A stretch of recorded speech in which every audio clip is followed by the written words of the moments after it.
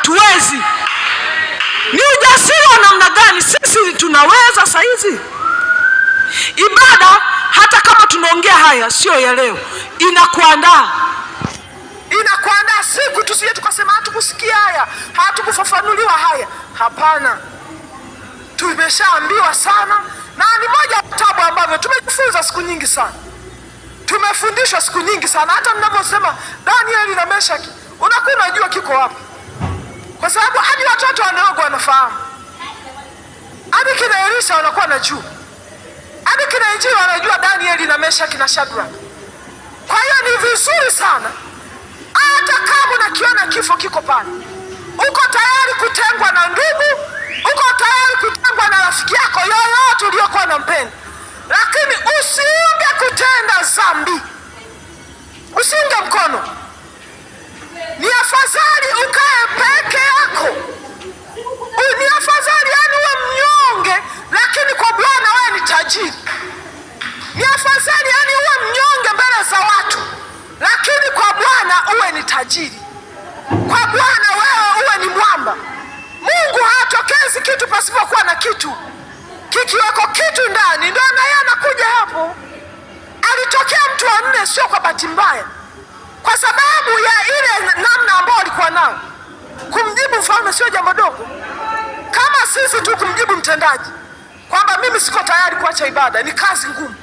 Kumwambia tabutubu ya balozi na kwa mimi ni kwenye ubalozi wana tabia ambazo yani zina waminya hadi wadokole, yani zinawaminya kiasi cha kwamba unakuwa hauoni pa kukanyaga.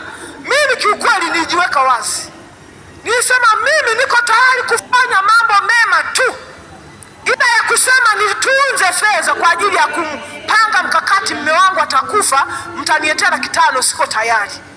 Nilienda kumfafanulia na nilimwelimisha, nilisema ukitaka nipe na nafasi mimi usiku mkikusanyika nije niseme. Mtumishi Agata tu ndo alisahau kuniambia nafasi tuipate. Nilisema mimi siko tayari kulimbikiza kujadili mwanangu akifa. Sasa kuvipinga hivyo kwenye jamii iliyoharibika hivi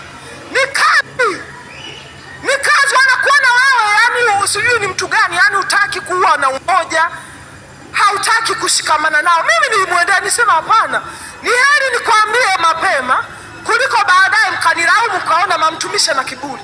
Mimi mtaniona kwenye kazi njema tu. Mbona saizi wameinua mikono? Saizi wameinua mikono.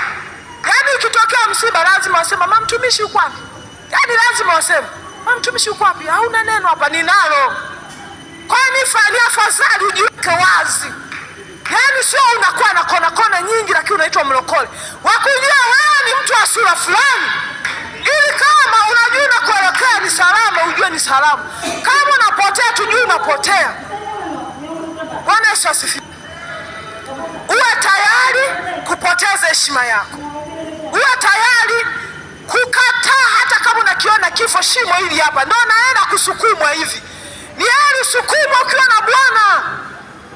Ni heri uende na Bwana kuliko ukasema ngoja nijifinye mimi ni mama wa watoto, unajua sasa au balozi utanitenga. Kwani wakinitenga kuna kazi gani? Hawa akina Shebi wakimeza walikuwa tayari kutengwa na watu wote, ndio maana akaenda kusemelewa. Ndio maana akasema hao watu mfalme hawakusudii, na hawa ndio ulioweka kwenye ukuu wako, hawa ndio ulioweka kwenye utawala wako. Angalia, hawataki kutia amri yako. Walikuwa tayari wakasema kama ni cheo kiache, kama ni sifa ya kwamba tulishakuwa mawaziri iache, kama ni sifa ya kuonekana mimi nishaikuwa mtu fulani na achana navyo, nabaki na kitu kimoja tu, mimi siwezi kutenda dhambi kwa sababu wote nyinyi mmetenda dhambi. Uwe tayari kutoa siri mbaya ambazo watu wanazisema hata katika kanisa. Usiwe mmoja wa watu ambao yani wewe ni kwa najua haya mambo ni marefu na hatuachi kusema na tutasema. Kama tutasikia na tusikie na tuishi humo. Kama hatutasikia basi ni sikio la kufa. Ni sikio la kufa. Usiache kufanya jambo jema kirahisi. Usiache kufanya jambo jema kirahisi. Bwana Yesu asifiwe. sitamani nikimbie sana hapa. Usiache kufanya jambo jema kirahisi. Watu wengi wanaachaga kufanya mambo mazuri kwa sababu ya mikelele ya watu. Hata hapa mfano kama hivi walisema kwamba ukipita mbele kuimba, hujui kuimba, basi wana mute ka sauti, wanakupunguzia. Kwa unakuta umekuja hapa kwenye maiki unatetemeka. Unatetemeka na hiyo unaitikia yaani wewe hata unachokiitikia unasema hivi na watasikia. Hamna, payuka. Yaani ukitaka kujifunza payuka. Wanene wanazimisha, kesho atakurekebisha, utajikuta umenyoka.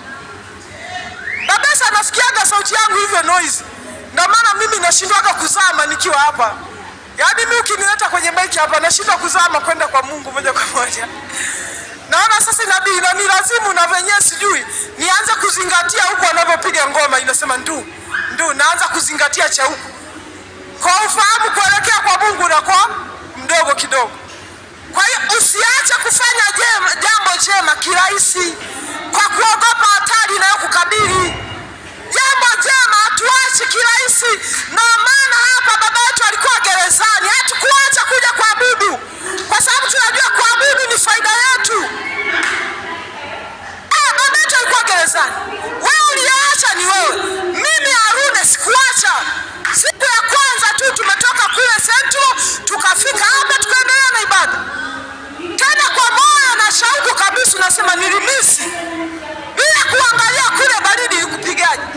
Sasa kama huu mwili nitazidi kuhurumia mpaka lini? Kama kufa nitakufa.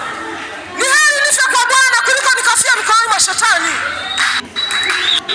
Hata hapa yani kama unafanya jambo jema, wewe pitia vikumo vyovyote, usiache kufanya jambo jema. Kwa kuogopa mtu fulani atakusema hapa mbele, hapana. Mimi nampongeza mtumishi Piana. Unajua wakati mwingine unakuta mimi namsema labda Babesa ndo amekosea au amekosea mtumishi wenu, lakini yuko ndugu yako wa damu kabisa hapo. Na nyinyi si mna macho mnaona. Yaani mnaona kabisa kwamba yeye Daruni na maana yeye ndugu zake hawaoni. Kwa Mungu hatuna undugu. Unakosea tunakwambia ndugu umekosea. Asingeshtukia angekuwepo hapa leo. Yaani hata kama unachukia jambo jema tunalisema, ila itakuwa faida yako baadaye. Utajua huyu dada aliongea kweli huyu. Ya kufichana ufanyaje kazi ya kusema mtumishi ndio kwa sababu sina uhusiano nao wote. Basi amna, mimi sasa hivi na pendo la Kristo. Sitaki kuwa na pendo la mwilini, sitaki kabisa. Nataka niwe na pendo la Kristo.